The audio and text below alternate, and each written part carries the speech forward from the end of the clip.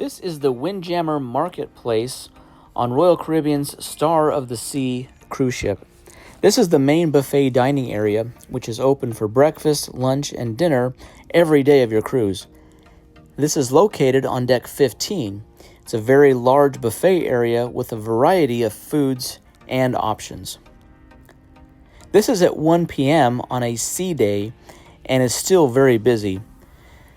This is only the second time that I went into the Windjammer during this 7-day cruise because it's always a very busy venue.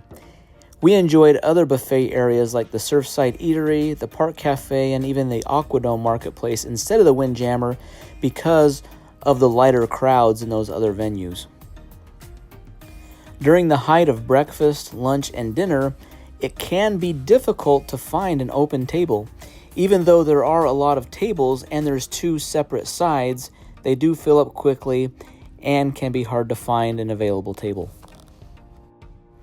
It seems like dinner is not as busy because most people are going to the dining room. So dinners is not as busy, but lunch and breakfast at the height of those times are going to be busy here in the Windjammer.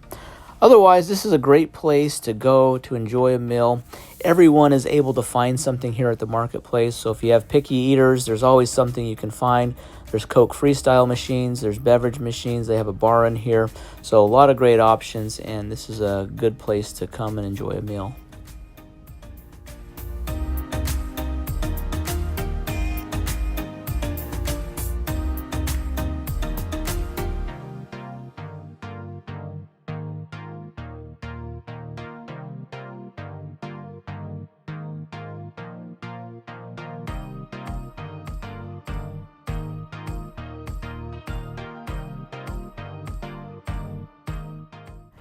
Here in the back of the Windjammer, there's a walkway that leads to the other side, so the 2 sides are connected in the rear.